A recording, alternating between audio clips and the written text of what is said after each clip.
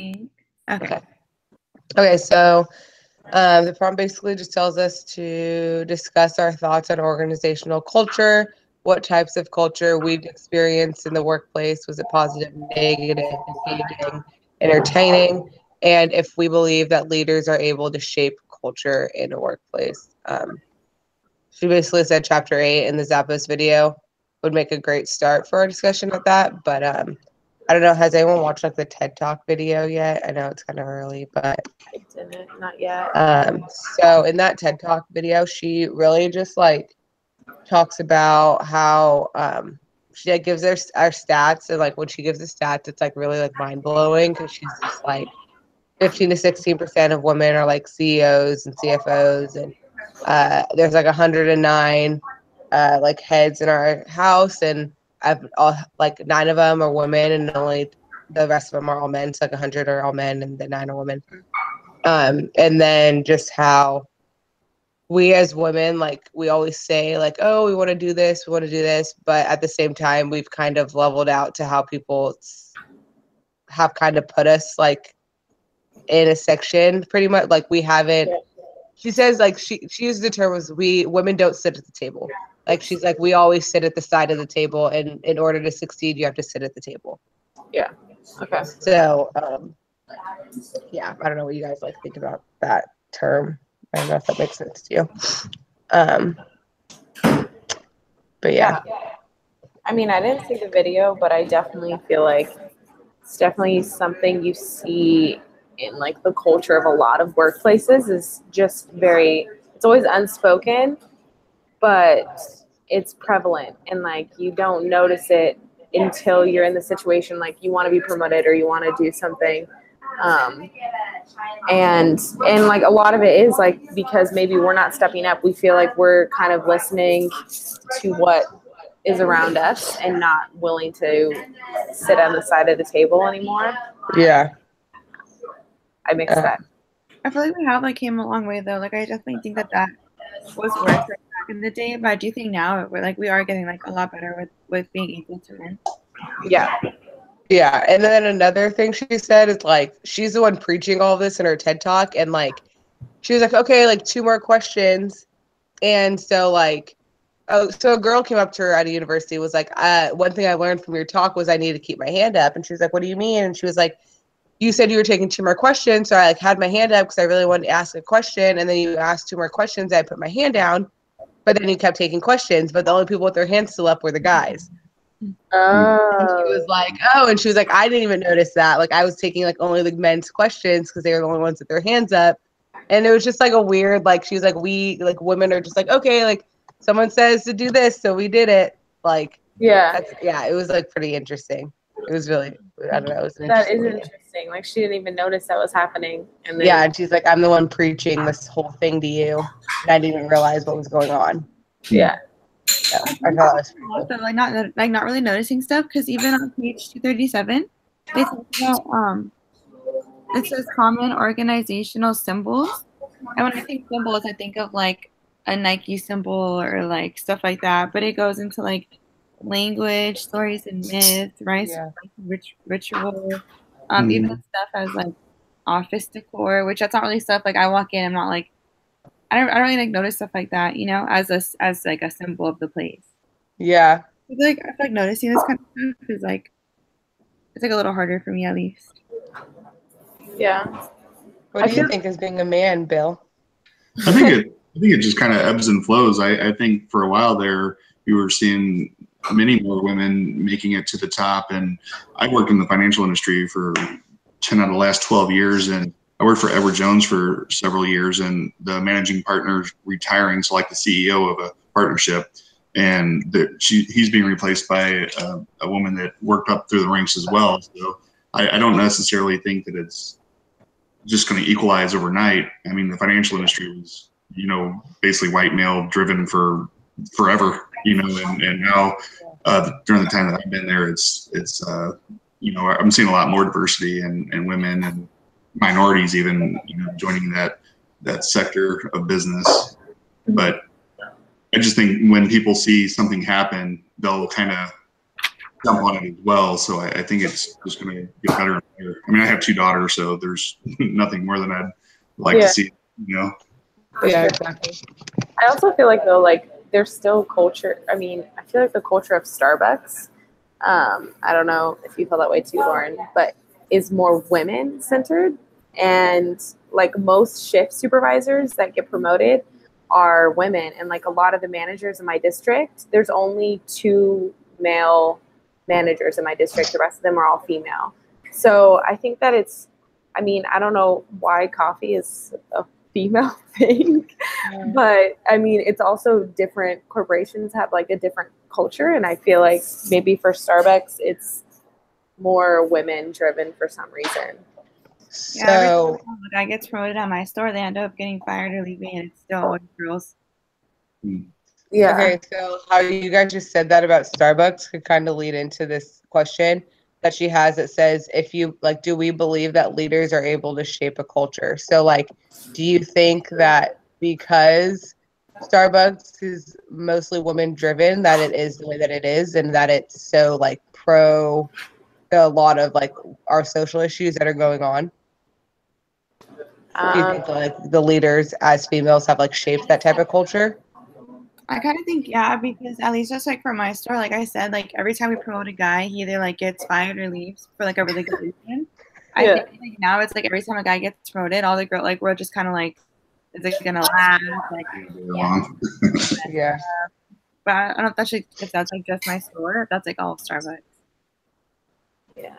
I don't know. I mean, I feel like maybe not necessarily that the leaders are like us women leaders as supervisors are setting the tone for it, but like the leader of Starbucks himself, like Howard Schultz, or like people higher up that are, like you were saying, we're really pro with a lot of social issues, and I think women care about that more, or tend to, and they're like, oh, okay, this is a company I can get behind. Or with school and stuff, I mean, it shows that more women are going and getting their degrees now than men, and Starbucks offers to pay for school, and I think that's a huge thing for women too. Like, it's an opportunity, so it could be why. Yeah. So I guess like I would say that like leaders do help shape culture because like school is an organization, you know, and like since Starbucks is feeding into that organization by helping you guys get degrees. Like that's amazing. If I would have like known like out of high school or something that Starbucks would have paid for my college, like you bet your butt I would still be working there. So it's like they help so much with that type of stuff. Yeah, for sure.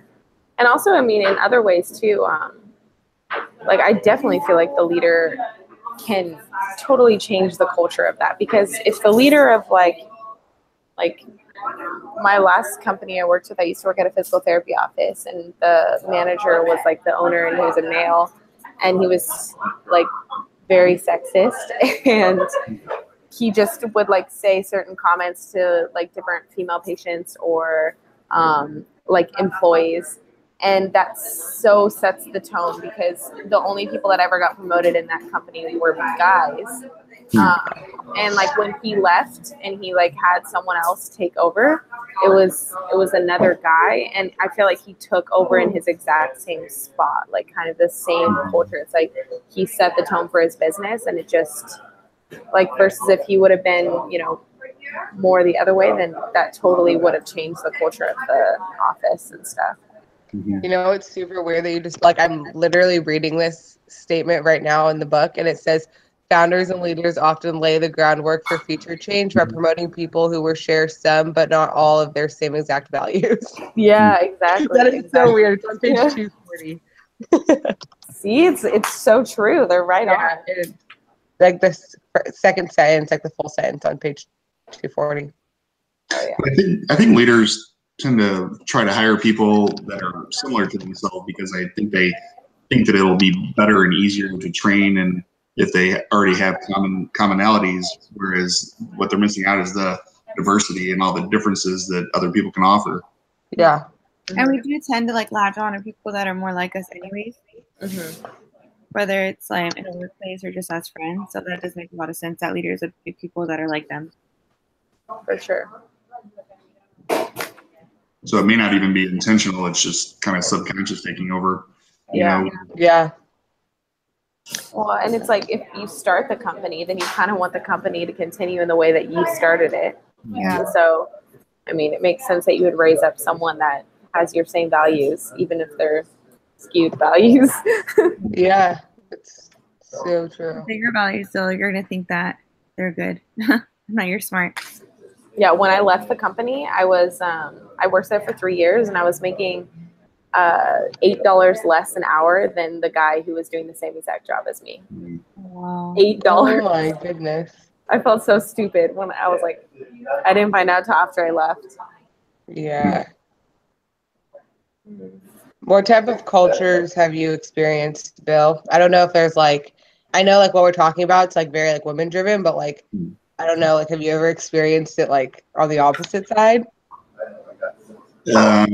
Working for more women-oriented company. Yeah, or like, yeah, and like people kind of making it feel like you had like a limit to like your abilities or anything like that. I don't know. I haven't really experienced that, honestly. I've worked, it's more how the leadership treats people in general versus how they would treat versus women. So I haven't experienced that. I mean, I'm obviously on the other side, so it's, you know. Yeah, exactly. What else? What types of, I mean, it's just like this discussion's so open because it's pretty much just like what type of cultures have like we experienced in our workplace. Well, like page 246, it talks about like how to create an adaptive learning, trusting culture. 46. What I thought was interesting, I mean, I'm always talking about Starbucks because that's where I'm working, but, and it mentioned on what page, I can't remember, it says like, share responsibility for the organization's future. And the fact how like Starbucks calls us partners versus employees. Yeah. Is it kind of like changes the perspective on versus us just being, you know, like we're supposedly partners in the company and we all own stock in the company. Like we get stock every year. And so we're supposed to like, you know, take on more ownership, and it kind of creates like more of, well, ideally more that you like want to defend your own company, you know, like you have a say in it. I want to say it's like on the quiz, and obviously I'm not going to give you the answers or like whatever, but like I think on the quiz it said it like that's one of the you know how like there's like a discussion that's going on, and like what are they? It's kind of like talking about how someone's like they're engaging with somebody, and it's two Starbucks employees, and they're trying to explain how they're partners and how they're not employees. Yeah. And how they're like partners together. And so I think that's like a huge point because she brings it up like in our quiz or whatever I read it on. Yeah, and I do think it's like kind of more of like a big like organizational thing because it's not even like your partners within your store. It's like I met you like online somewhere, and you're like I'm a partner, and I'm like I'm a partner. It's like we kind of feel like some kind of bond, even though it's like our stores are so far away. You know, it's kind of like so many of you. Yeah. Yeah. You guys don't really feel as though, I mean, you mentioned last time that you don't feel obligated, you know, to continue to work for the company after you get your degree. So I kind of get the idea that even though you may be business owners, you don't really feel like you're an owner. You feel like you're using it to get from here to there. Basically, I mean, I'm going to sell all my stock, and I'm going to I'm going to take that. But yeah, I mean, I don't feel like there's any responsibility to stay with the company, but it does make opportunities to stay longer, like versus if they didn't have stuff like that, or like, you know, stock and those kinds of things, then I think that maybe people wouldn't stay as long term. So maybe it's not for life, but it does create a little bit more of a commitment. It's kind of like Starbucks is like giving you guys a constant reward for being there, you know, like you said every year, like, oh, congrats, you've been here for a year, here's some stock. Like it's like a constant reward that makes people want to stay, kind of. Yeah, and you have to wait for it to vest too. So like you have to wait a year for that stock to even be good. Worth anything. You want to stay, you know. Yeah. I don't think it's like what I want to do for the rest of my life, but I do think like while I'm doing it, like they do like so much more fun and like rewarding, like you said. Yeah. Exactly. I think that's super cool. But yeah, so we've hit our time. Yeah. What? We've hit our time. That was so easy. That was like we were just chit chatting. Okay, good, And solid. if you guys have anything else to say, feel free to keep talking. But we have hit our time. Do we need to talk about those 5? Yeah, maybe we should. Yeah, but let's live. get off the live because this is what we're submitting. Okay, Bye. cool.